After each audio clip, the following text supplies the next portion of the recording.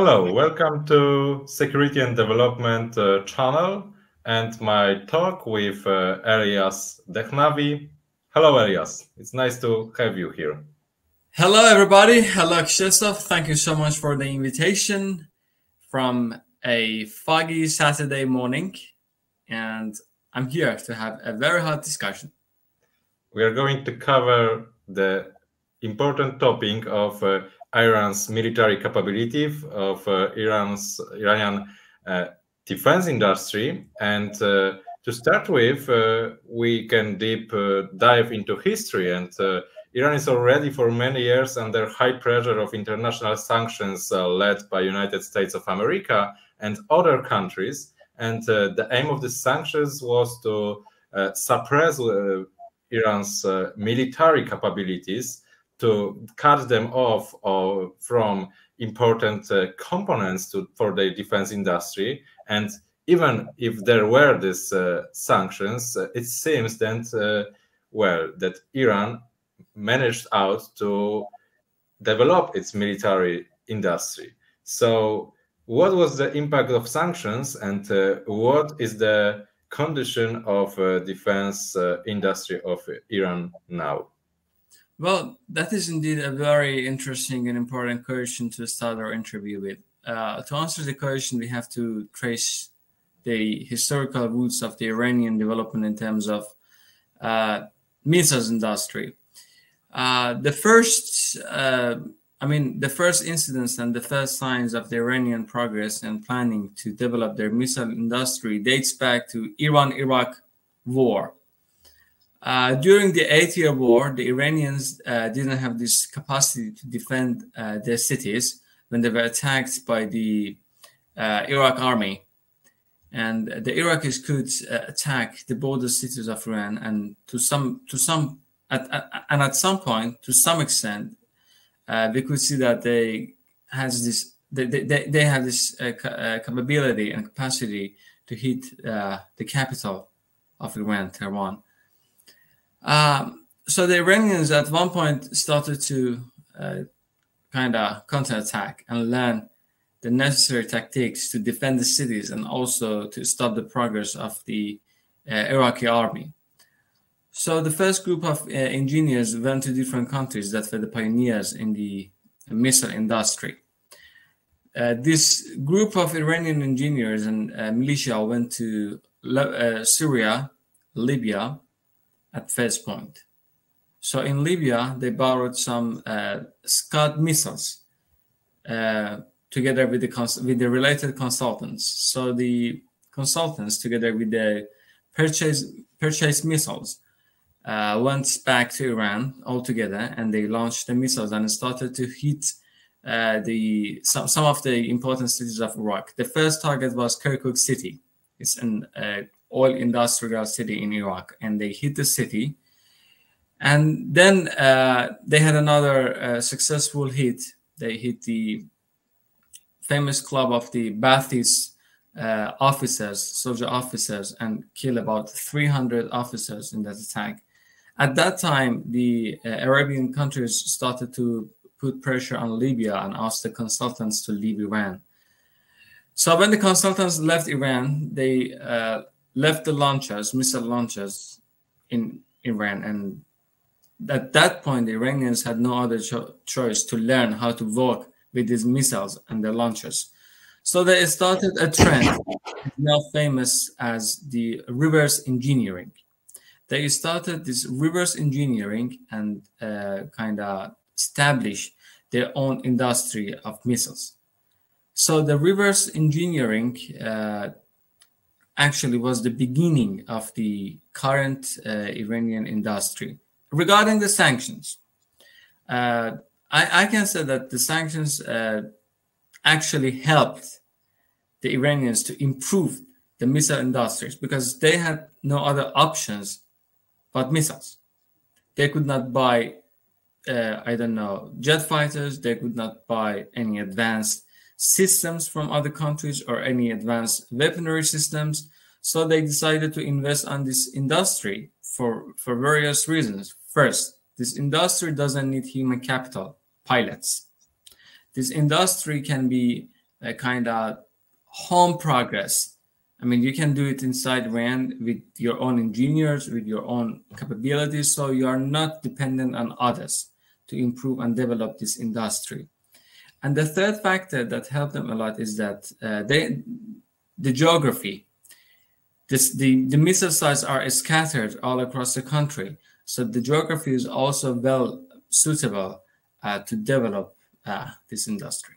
So to brief my words, I should say that the sanctions have accelerated the progress in the Iranian missile industry. So to shortly add one more specific question, is Iran's defense industry only about missiles, or have they other military systems that are developed there? Well, the defense, talking about the defense industry, I should say that Iranians are mostly dependent when it comes to the defense industry. If we talk about a specific kind of defense industry that can intercept the missiles or the jet fighters that enter the country or want to kind of offend the country, if there is an offensive attack, then the condition totally changes, because the missile industry actually works as a means of deterrence for Iran. For defense, well, the story is totally different. I am sure that you have heard that the Iranians were trying to buy this S-300 defense system from the Russian Federation. So you can see that they're trying to boost and kind of develop the defense system by resorting to the other powers, and especially their partners like Russia, China.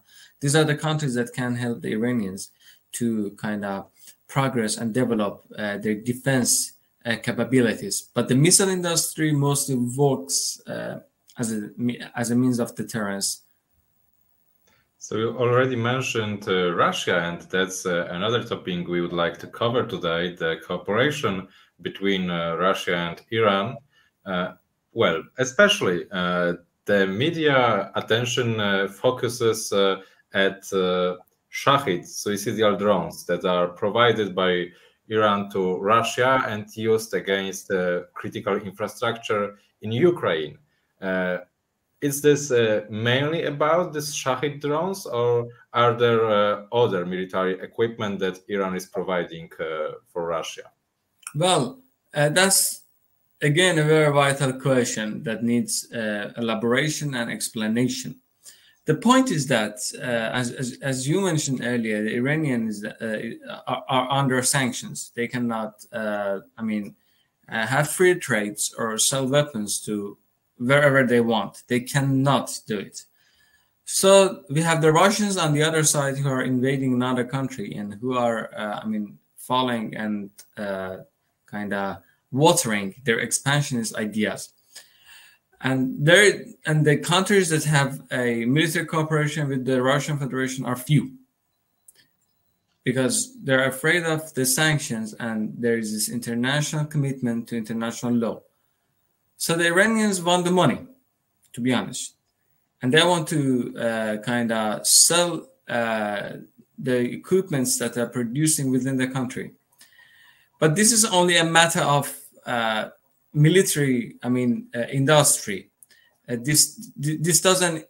I have to be precise here and also clarify this matter for our audience, that this doesn't mean that the Iranians are involved directly in the war against any country. This is a wrong. I know this is a wrong military cooperation, and the Iranian government should not involve itself in such cooperation with the Russians, because the Russians are using these weapons in the battlefield. You see, the Iranians don't want to be engaged in any war, directly or indirectly, but at the same time they're selling the weapons, and the Russians are using that weapons in the battlefield. So there's an important point here. The Russians are very opportunistic government, because they're using the very cheap weaponry that they buy from the Iranian government. And what happens here? They give a very low interest fee to the Iranian military industry, and at the same time, they are deteriorating the face of the face of this country in the international arena. So this is not a rational choice that the Iranian government is taking at the moment.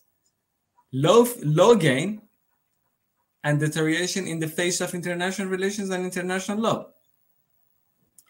Because the Iranians have not yet recognized the occupation of 4 important Ukrainian provinces by the Russian Federation, and that is one point of conflict between these two countries. The Iranians say that the Russians should stop the invasion, and still the Iranians recognize the whole integrity of Ukraine. Perhaps that's the reason, I know this is another topic, but it's worth mentioning. Perhaps that's the reason that the Russians have put their feet over their limits and announced that and question the authority of the Iranians over their own island in the Persian Gulf. Perhaps that's a counterattack that the Russians are taking at the moment. So you said that this cooperation is in one way there's this some kind of military equipment, the other way it's money. And what about the transfer of technology? Is it as well involved in this cooperation? Is Russia transferring technology to Iran, and the other way maybe Iran is transferring some of its missile technology if Russia needs it? Well, the current conditions like that, since the Russians have involved deeply in this war and invasion, they don't have the time to develop their engineering or their industry. So they have resorted into a very simple equation to just buy the missiles in mass numbers. So they are doing that with different countries, with different unofficial allies. So like they order from China, they order from Iran. And since they have some sort of a strategic cooperation with some of these countries, they even put them under pressure to provide them with what they want in terms of political bargaining. So they get the missiles, and they might not even pay in return. In return, they might say, okay, you give us this weaponry and we do this political bargaining for you, for instance, in the Security Council, the United Nations. So you see, Krzysztof, it's just a matter of purchasing, because the war is so fast now in Ukraine, and the chain of events are happening consequently that the time is so limited to progress in terms of technology or military advancement. So they just make the order. It's like making an order online. You just make the order, get the product, and use it. You just make the order again, get the product, and use it. But perhaps they also do this reverse engineering in Russia in the long run and in the future. But for the moment of speaking, and at the moment that we're speaking about these events, the Russians are just trying to feel their arsenal and feel their weaponry arsenal to, achieve their goals in the war. You said about this deep involvement of Russia, so I believe it will be hard for Russia to, in exchange, send some of their military systems, already existing military systems, to Iran. However, is it possible that Russia is, in exchange for this supply of military systems, sending some, for example, know-how, some engineers or some existing ways of constructing specific military systems to enhance, for example, existing missile capabilities in Iran? Is this transfer of knowledge, of know-how possible or taking place, or we don't know it? Well, there is a theoretical and philosophical argument here. And I have to be clear about that. The Russians are not, I mean, a good friend to rely on, to be honest. So if the Iranians are waiting for the Russians to send them missiles, jet fighters, no, they're not gonna do that easily. You know, they will first exploit you to the edges, and then if they decide, they will like try to give something to you in return. And the second point is the difficulties of transferring anything from Russia or to Russia. So if they want to, and we're dealing with another sanctioned country called Iran. So you see these two sanctioned parties cannot have easy transaction or transferring between themselves. Or if such a thing happens, it is so, foggy and so vague that the agencies or news agencies, intelligence services and agencies are not completely aware of such interactions. But definitely at the level of engineering and consultations, I can say that such interactions exist. Definitely there are engineers or consultants traveling between the two countries on a regular basis, but this is so planned and organized that no one can get a glimpse of such transactions. But we have to wait. We have to wait and see how the events turn and how events develop in the next 5 years or next 3 years to come, to see how the developments in the Ukraine war change, how developments in the Middle East change, and then we can have a broader image of the incidents. Because in the future there will be records about the past events. Like next 3 years, we'll understand what has happened actually in the past, because they will start to reveal their interactions, their contracts. So everything depends on the geopolitical metamorphosis and change, both in the Middle East and also in Ukraine. So to close this part with Russia, well, let me shortly sum up, because I think that's really interesting from as me and probably our audience, our Western perspective, that there is similarities when it comes to dealing with Russia, because both Iran and Poland, we have long history of dealing with Russia. Our exactly border, your north border, both of these borders were under pressure, under expansion from imperial. Sorry for interruption, because this is really a hot topic for me. The Russians have invaded us as well. I can say just like what they're doing in Ukraine, but hopefully they are not successful there. But unfortunately, they were successful regarding the Iranian integrity. They had a war with the Iranian like just 200 years ago, 150 years ago, and they took Armenia. They took what we have now, the Republic of Azerbaijan, Republic of Turkmenistan, some part Georgia. So you see, they took all these provinces during an unjust war, and they made the Iranian government, unfortunately, that incapable government, that Qajar dynasty, that is a shame for the Iranian history, to sign those treaties. And when we see the incidents in Ukraine, that sparks start to inflame in our minds that we know where this is going.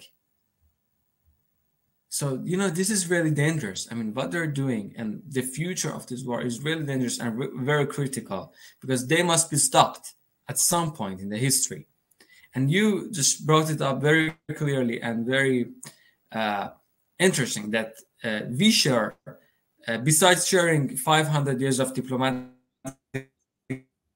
relation between Iran and Poland, that is one of the longest in the diplomatic relation, we also share this part of history that we had this neighboring relation with the Russians, and they kind of betrayed our trust.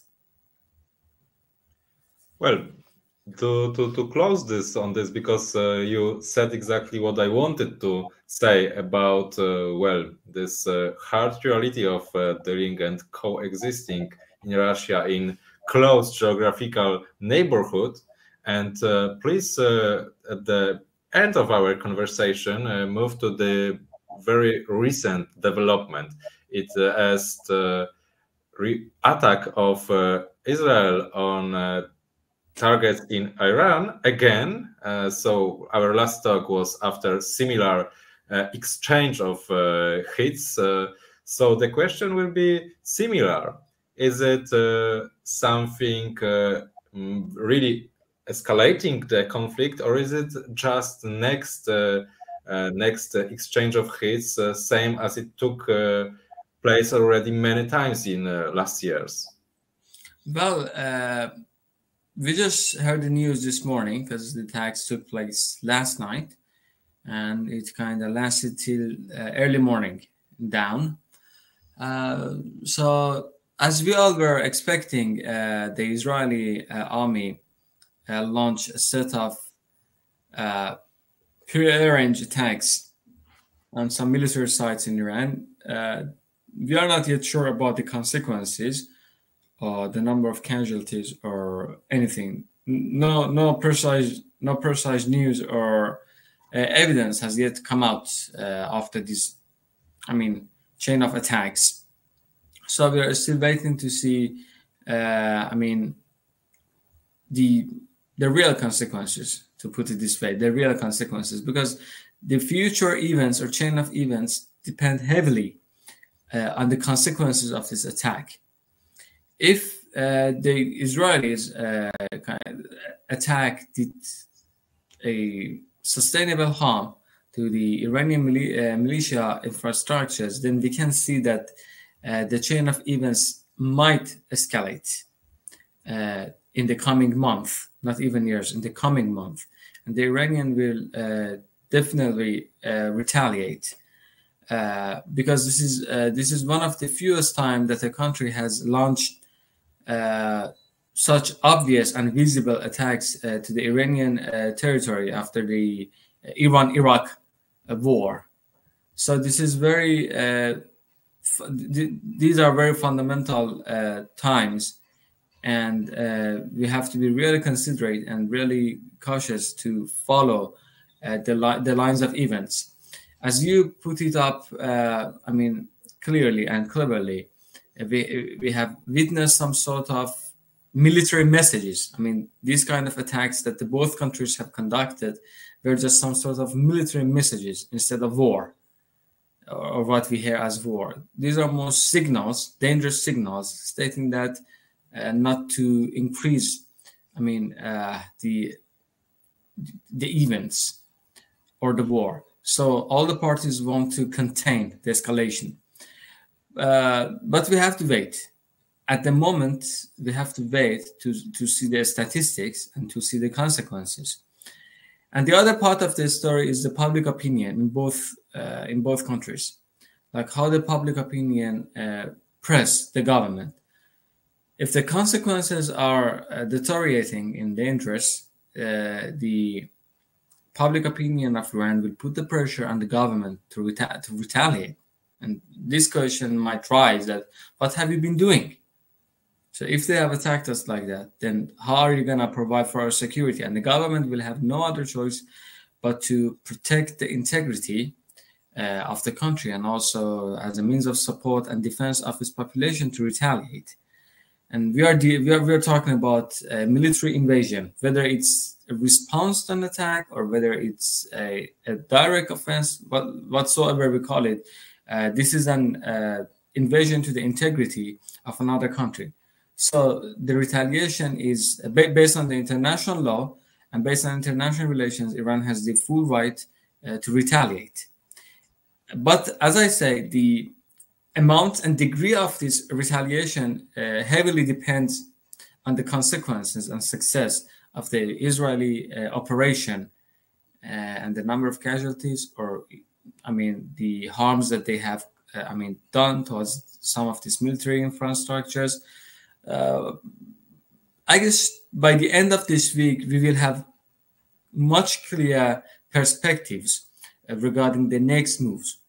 But let's hope for a world or region that is not filled with wars, that is not filled with such harsh military actions. And I really hope that the countries, the governments, think of their own people, think of their own interests, and move towards cooperation rather than, wars or separation.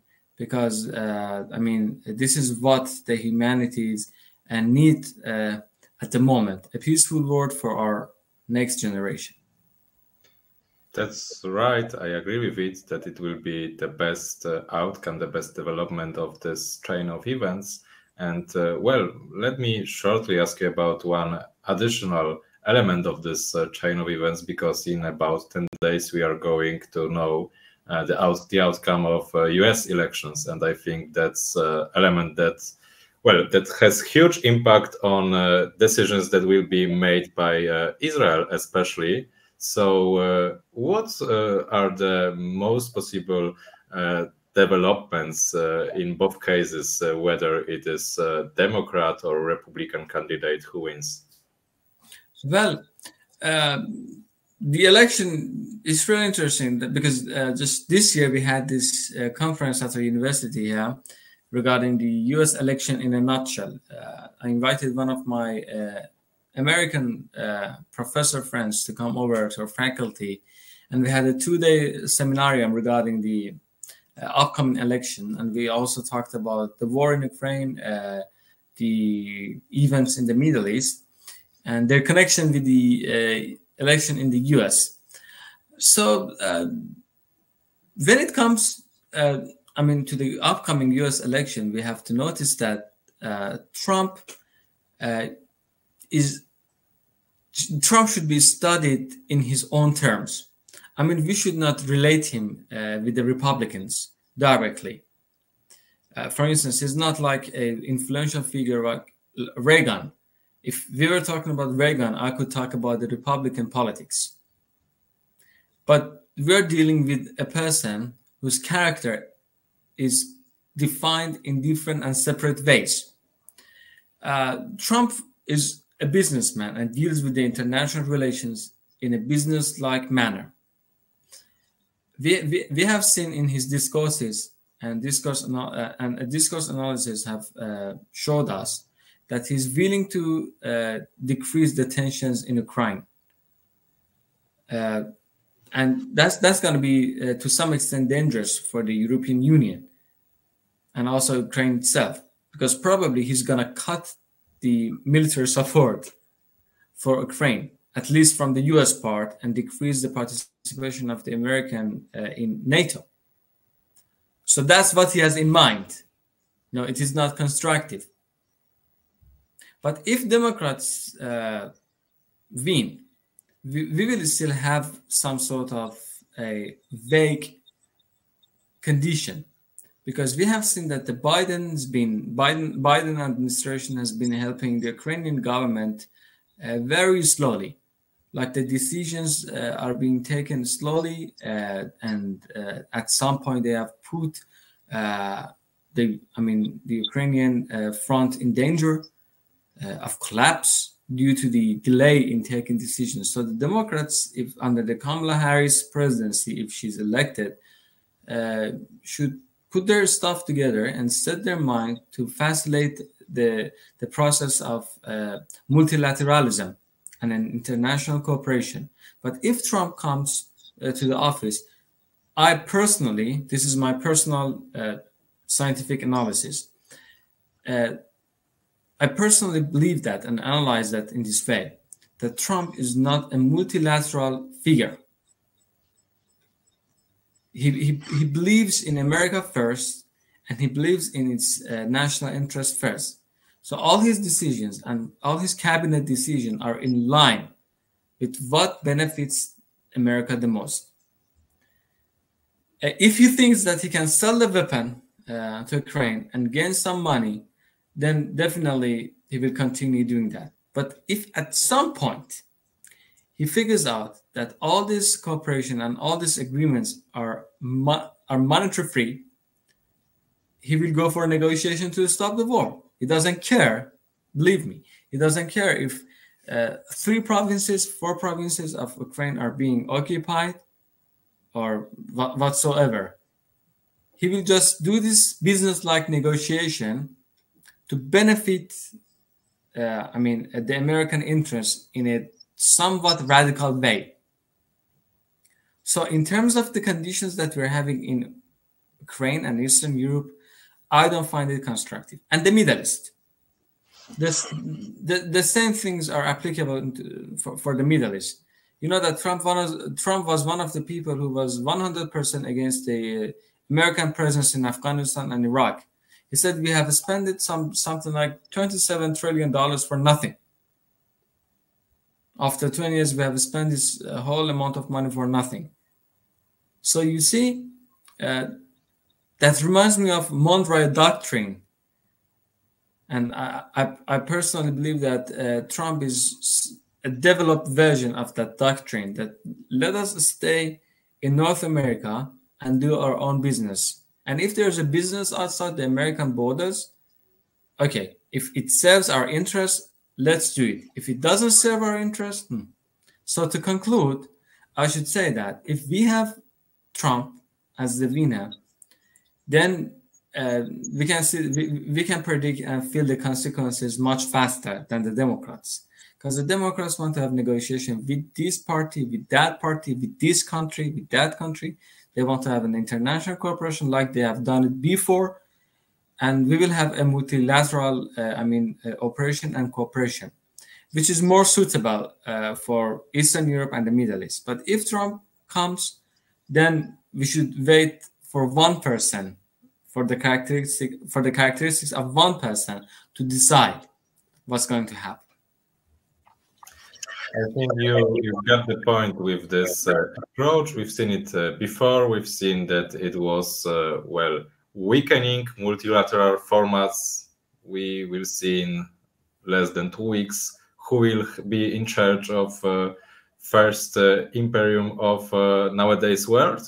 And yes. Elias, thank you very much for our insightful conversation. We covered at first the topic of development of, parts of military industry, especially missile industry in Iran under international sanctions, which, as you said, even make this process even faster, because there were this pressure and this need and lack of alternatives. They had to develop their own production capabilities because it was impossible to buy it.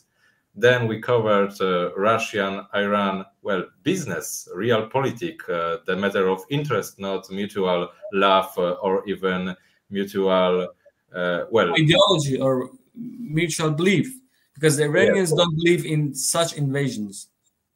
That's right. Then we moved towards recent developments on Middle East, the chain of events, the exchange of hits in this escalation management, as we can observe it in, last years or even decades. And to close our conversation, we discussed the US elections and what it will bring for the world, especially Middle East and Eastern Europe. Elias, thank you very much. It was a great pleasure to talk to you. Dear Krzysztof, thank you so much for the invitation. I always enjoy having these insightful discussions with you and with your news and analysis channel, which is clear, non-biased, scientific, and very to the point. The history that we provide here on this channel, the analysis we provide on this channel are very original. And I guess that the students of international relations, history, and political science can benefit enormously from your insight and also the other guests that you invite to your program. Just keep up doing what you're doing, and let's hope for a peaceful world. Thank you very much. Let's hope for it. And it was a pure pleasure to talk to you. Thank you for your good words. And to our audience, please follow us. Please like our materials. Please comment. Thank you very much. Thank you so much. Have a great day, and thanks to the audience as well. Take care.